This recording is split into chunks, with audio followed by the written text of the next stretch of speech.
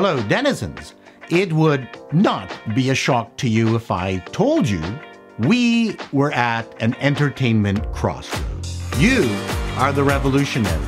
Stick around and I'll tell you why you are leading the charge. And, of course, it's those evil sons of bitches at YouTube who have changed the whole idea of what constitutes entertaining content. Perhaps the watershed moment was America's Funniest Home Videos, which first aired back in 1989. For the first time, we were laughing at user-generated content and people falling on their heads. And the fact that the quality of the home videos were far below broadcast standards, it was also a much bigger deal than you think. ABC had its doubts about the show for that very reason, even though it was a ripoff of the successful Japanese version called Fun TV. But there was still that gap, because the videos had to be mailed in, transcoded, and the final product was a slick network show. When the first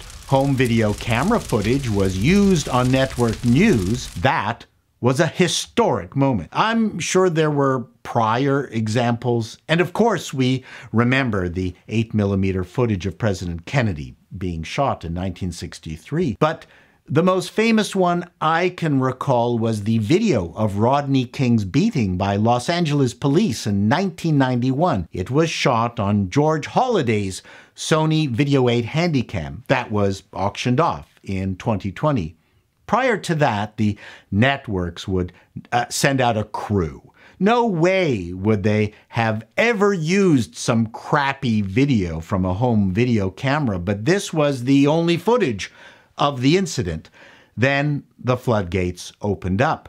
Now we are seeing smartphone camera footage everywhere. What would we do without Russian dash cams? When I was at the CBC, back in the days of standard definition TV, the footage you brought back had to have color bars, time code, and proper black sync. If it wasn't there, the video would have been rejected by the techno priests. We've come a long way. And what really interests and excites me is the change in what constitutes entertainment and what constitutes fully acceptable entertainment. Let me explain what I mean by that. Professional entertainment products, whether they're a movie, TV, live music, or even theater, have a quality threshold. CBS's 60 Minutes looks different from your local news station expose. One will feature a beautifully lit interview with an international warlord with an out-of-focus background. The other, a car repair shop that cheats people on oil changes. We don't view them as equal. And that is most certainly the case between Hollywood productions versus self-financed attempts at breaking through the barrier. And even if you do make something that exceeds production expectations, the other weapon the big boys have is marketing and distribution. That is the chasm that has always been almost impossible to traverse. Now we come to YouTube.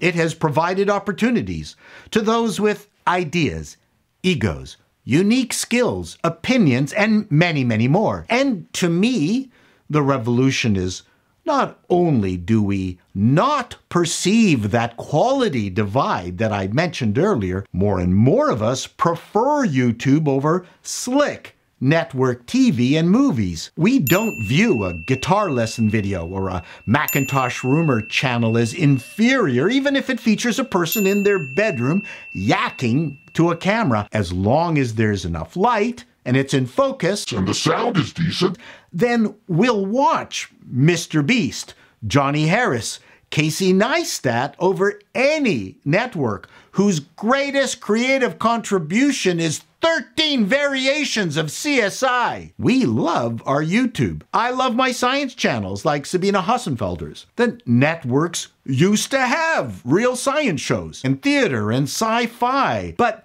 then there'd be no room for Dancing with a Pederast or The Masked Has-Been. When I was a network exec, I agonized over the quality gap. Canadian shows looked cheap, and that was a problem. Closing that quality gap took a lot of money. To this day, that gap is used as a weapon against interlopers. It's interesting to experience just how backwards the network thinking is. Right in front of their noses is a massive auditioning system that they just can't get their heads around. There are Subaru repair channels that get more views than network shows. Could they cross the divide? Probably not. The medium does seem to be the message. But if I were a network head, I'd be trying to see what this massive pool of talent and ideas is doing and figure out some way to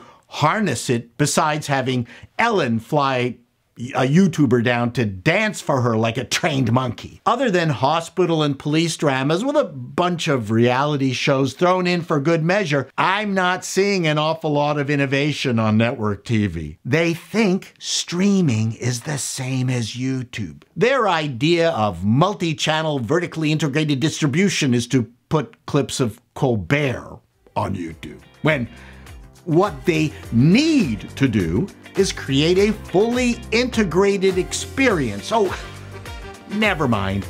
They won't listen to me anyway. Till next time, denizens, be seeing you.